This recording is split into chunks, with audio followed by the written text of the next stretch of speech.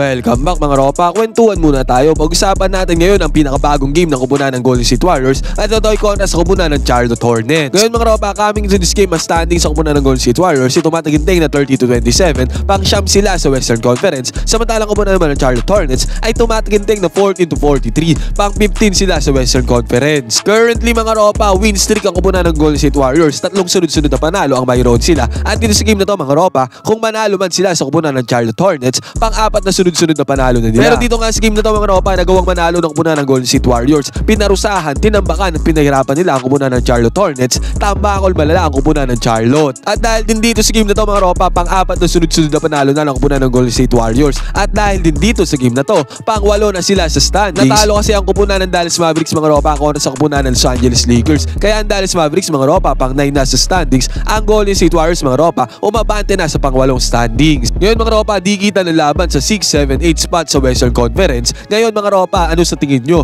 Aabante ba ang kupunan ng Golden State Warriors sa pang-6 na pwesto sa Western Conference? Ngayon mga ropa, isa-isa at himay-himay natin ang pambihirang diskarte na ginamit dito ng kupunan ng Golden State Warriors. Napakagandang performance ang kanilang pinakita dito kontra sa kupunan ng Charlotte Hornets. Ito ang game analysis at breakdown, Golden State Warriors versus kupunan ng Charlotte Hornets. Simulan na natin to. Okay, game. Ngayon mga ropa, dito muna tayo magsimula sa starting 5 na namin ni Coach Steve Kerr dito sa game na to. Yun pa din ang starting 5 ni Coach Steve Kerr mga ropa, di niya na pinapaltan. Starting point guard dito mga ropa, si Stephen Curry. Shooting guard niya dito, si Podziemski. Vice versa, pwede magpalitan yan mga ropa. Ang kanya mga forwards dito mga ropa, walang iba kundi si Jimmy Butler at si Moses Moody. At ang kanya starting center dito mga ropa, para sa akin ang pinakamahalaga sa lahat ay si Draymond Green. At sa pagkakataon na to mga ropa, bola ng kupunan ng Charlotte Hornets. Nag-pick and roll play dito ang kupunan ng Charlotte Hornets mga ropa. Tignan natin yung position dito ni Draymond Green. Nakapwesto siya dyan mga ropa, nakasuot siya dyan sa position na yan. Close out siya dito sa may ball handler ng kupunan ng Charlotte Hornets. Nag-close out siya dyan sa depensa. Sabay pasa niya sa nag-roll na teammate niya mga ropa. Ngayon paano ko nasabi na si Draymond Green na pinaka-importante dito sa lineup ng kupunan ng Golden State Warriors. Dahil nga nakasuot defense siya dito mga ropa,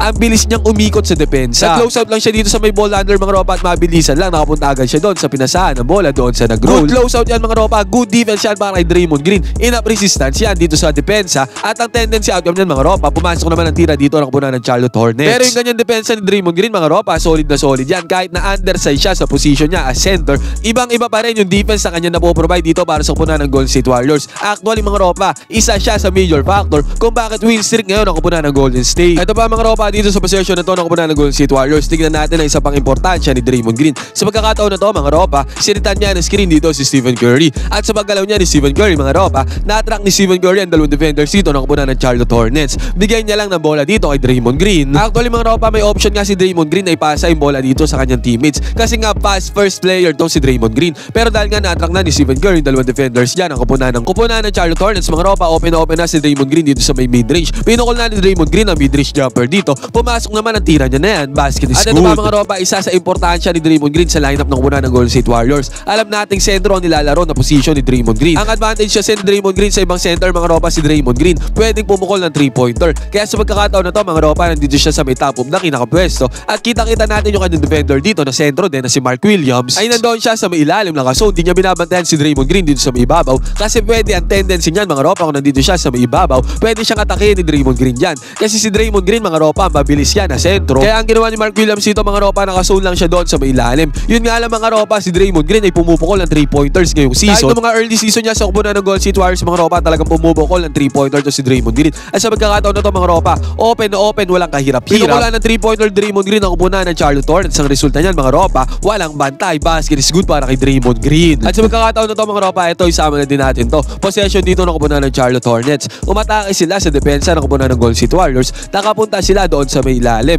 Good close out sana ang ginawa ni Stephen Curry dito mga ropa, double team ng kupunan ng Golden State Warriors. Yun nga lang mga ropa, ng ibabaw dyan ang opensa ng kupunan ng Charlotte Hornets. Good defense sana to sa kupunan ng Golden State Warriors, but better offense para sa kupunan ng Charlotte. Agara naman bumawi dyan si Podziemski mga ropa dito sa pagkakataon na to. Isolation, one-on-one lang to, walang play-play dito mga ropa. Individual skill set dito ni Podziemski. Mid-range jumper na mga ropa, pati sa depensa dito ng kupunan ng Charlotte Hornets. Basket is good. At ang sumunod pa dyan mga ropa, ang gandang pasa ang ginawa ni Stephen Curry. Ang bilis na pasa na to mga ropa, papunta kay Gary Payton doon sa may ilalim. Resulta nito mga ropa, napadali ang trabaho dyan ni Gary Payton. Easy 2 points para sa kanya. Basket is good, no problem. At dito nga sa scenario nito mga ropa, dito na bumlusok sa opensa ng kupunan ng Golden State Warriors dito sa quarter na to. Sa pagkakataon na to mga ropa, penetration lang ng konti ni Stephen Curry. Sabay kick out niya ng bola dito sa may 3-pointer kay Gary Payton. Pumukol ng 3-pointer dito si Gary Payton mga ropa, napapanis dyan na depensa ng kupunan ng Charlotte Hornets. Back-to-back points para kay Gary Payton, basket is good. At ito pa mga ropa, pumukol ang 3-pointer dito si Buddy Hield. Yun nga lang mga ropa, mintes ang tira dito ni Buddy Hield. Pero yung hustle play mga ropa, yung offensive rebound, ay napasa kamay dito ni Guy Santos. Sa mga napapansin ko nga sa past games sa kupunan ng Golden State Warriors mga ropa, specifically si Guy Santos, grabe yung hustle na naibibigay niya para sa kupunan ng Golden State Warriors.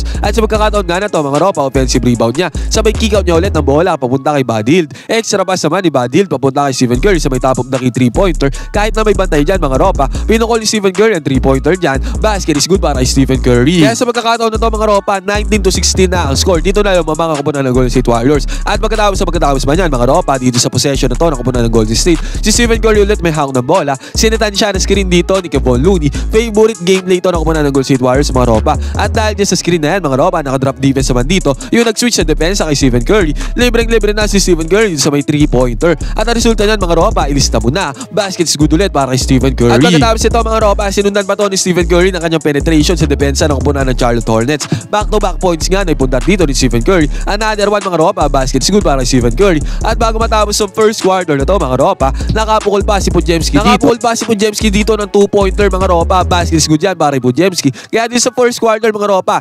28-18 agad ang score. 10 points agad ang kalamangan dito ng kupunan ng Golden State. Nag-enjoy ka na at nanalo ka pa, piliin ang link na nasa may comment section. Gamitin ang promo code na ANGALIS, pumunta sa sports option para makakuha ng 6,000 bonus. Ang sumunod dito mga ropa, eto i-appreciate natin ang galaw na mayroon si Podziemski. Pagkabigay sa kanya ng bola dyan ni Jimmy Butler. Tignan natin yung bounce na ginawa niya dito. Yung bounce yan mga ropa, peke yan. Kitang-kita natin dito na kumagat yung defender dito ni Podziemski. Kaya ang tendency outcome niyan mga ropa, naiwan niya ang depensa niya dyan. Sabay tear wraps dito sa may gitna. Easy 2 points para kay Podziemski. Basket is good. At dito sa transition offense sa kupunan ng Golden State Warriors mga ropa, si Moses Moody ang nagbababa ng bola. At mabilisan lang mga ropa, hindi nabansin ang kupunan ng Charlotte Hornets na nandun sa may ilalim si Draymond Green. Pasa ni Moses Moody kay Draymond Green. Ang tendency outcome nito mga ropa, napadali ang trabaho dyan ni Draymond Green. Easy 2 points para sa kanya. Basket is good. Easy money. Dito mga ropa, tumirada na si Jimmy Butler effect. Inatake niya dito ang depensa ng kupunan ng Charlotte Hornets. Katulad ng sinabi ko noong nakaraan, kung saan gusto pumesto ni Jimmy Butler, especially mga ropa dito sa may mid-range, ay nakakapunta siya. Yan yung strength ni Jimmy Butler. Ay sa magkakataon nga to mga ropa, good defense ang ginawa kay Jimmy Butler mga ropa sa first shot attempt ni Jimmy Butler. Tapal ang inabot niya dito sa kupunan ng Charlotte Hornets. Nakuha naman ni Jimmy Butler yung bola dito mga ropa sa yung signature move niya mga ropa. Tong pumping na to, kumagat dyan ang kupunan ng Charlotte Hornets. At ang resulta niyan mga ropa, basket is good para kay Jimmy Butler. May kasama pang foul. At back-to-back points nga na ipundar dito ni Jimmy Butler mga ropa. This time naman, fast break ng kupunan ng Golden State Warriors. Si Jimmy Butler nang una dito sa may unang-una siya mga ropa, wala siyang defender dyan. Easy 2 points again para kay Jimmy Butler. At sa pagkakataon na to mga ropa, sobrang gandang ikot ng bola ang pinakita dito ng kupunan ng Golden State Warriors. Good ball movement to. At ang naging recipient ng pasa dito sa may left side corner 3-pointer mga ropa ay walang iba kundi si Buddy Hield mga ropa. At yung 3-pointer na yan para kay Buddy Hield mga ropa ay sisiw na yan para sa kanya. Basket is good para kay Buddy Hield. At sa sumunod na possession ng kupunan ng Golden State Warriors mga ropa, ang gandang gameplay ulit ang ginawa nila dito. This time mga ropa, ang pumasa naman ay si Guy Santos. Umibabaw niya si Stephen Curry mga ropa. Akala ko nga mga ropa, si Stephen Curry nakadesign to play na to. Pero mali pala mga ropa, doon pala sa ilalim. Alley-oop play ni Guy Santos dito, tendency outcome niyan mga ropa. Nabaliwat na lito dito ang depensa ng kupunan ng Charlotte Hornets mga ropa. Easy 2 points dyan para kay Gary Payton. Basket is good. At pagkatapos pa niyan mga ropa,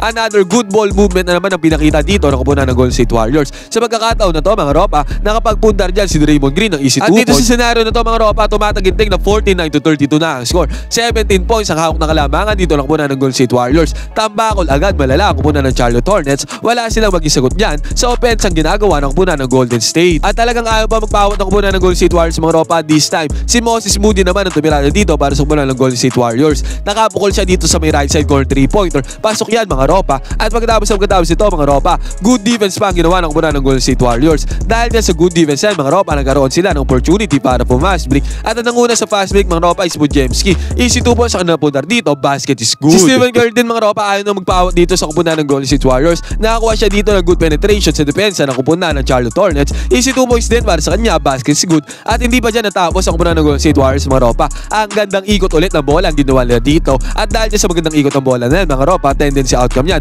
2 points ulit para sa kupunan ng Golden State. Pumukol pa si Stephen Curry ng mid-range jumper dito mga ropa kahit may bantay. At dyan sa mid-range jumper na yan mga ropa, walang kahirap-hirap. Basket is good ulit. At dahil dyan mga ropa, ang score 64-46. Tambakol malala ang kupunan ng Charlotte Hornets. One-sided itong game na to. At sa magkakataon na to mga ropa, bumulusok palalo sa opensa ang kupunan ng Golden State Warriors. This time mga ropa, good penetration sa depensa ni Jimmy Butler, sabay pasa niya dito kay Draymond Green. At ang resulta naman yan mga ropa, slam dunk ni Draymond Green. Easy 2 points para sa kanya, basket is good, no problem. At another one mga ropa, this time si Jimmy Butler naman ang tumirada dito para sa punan ng Golden State Warriors. At yung tira na yan Jimmy Butler mga ropa, pumasok yan para sa kanya, basket is good din. At sa pagkakataon na to mga ropa, another 3-pointer na naman ang pinakaulan dito ng punan ng Golden State. At harap-harapan pa mga ropa, galing sa magandang basa dito ni Gary Payton. Harap-harapan binanlis si Draymond Green dito ang depensa sa ilalim ng punan ng Charlotte Hornets. At dahil dyan sa pagkakataon na yan mga ropa, tumataginting na 73-46 ang score. Tambakol malala ang kupunan ng Charlotte Hornets, 27 points. At ito pa mga ropa, hindi pa natapos dyan ang kupunan ng Golden State Warriors. Ang gandang ball movement na naman ang ginawa nila dito. Halos lahat ng players sa kupunan ng Golden State ay nakahawak ng bola dito mga ropa.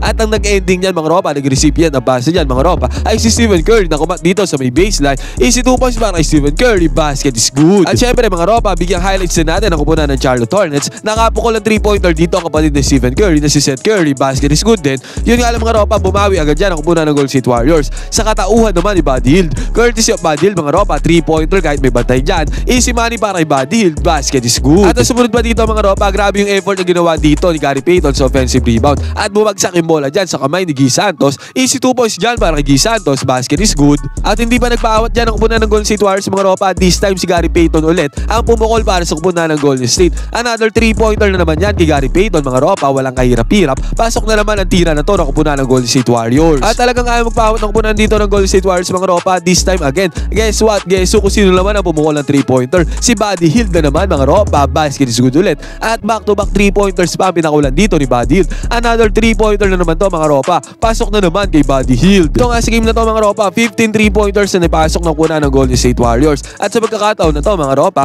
good defense ang ginawa dito ni Seth Curry. At dyan sa good defense yan mga ropa, transition offense ang kupunan ng Charlotte Hornets. Si Seth Curry din ang pumukol dito ng 3-pointer. Another 3-pointer para si Steph Curry, basket is good din yan para sa kupunan ng Charlotte. At bago matapos ang game na to mga ropa, nakapukol pa ng 3-pointer dyan si Kevin Knox. Pinasok si Kevin Knox dito mga ropa. Yan 3-pointer na yan mga ropa ay basket is good para kay Kevin Knox. At eventually mga ropa, natapos ang game na to sa score na 128-92. Tumataginting na 36 points ang kalamangan ng kupunan ng Golden State Warriors. Pinarusahan nila ang kupunan ng Charlotte Hornets. Ngayon mga ropa, ano masasabi nyo dito sa game na to ng kupunan ng Golden State Warriors? Grabe ang pagkakatambak nila sa kupunan ng Charlotte Hornets. Talagang nag-improve na sila. 4 winning streak na ang kupunan ng Golden State Warriors mga ropa. At currently pang 8 na sila sa Western Conference standings. Ngayon mga ropa, ano masasabi nyo dito sa game na to ng kupunan ng Golden State Warriors? Pwede kayong mag-comment dyan sa baba ng inyong opinion. Magkwentuhan tayo.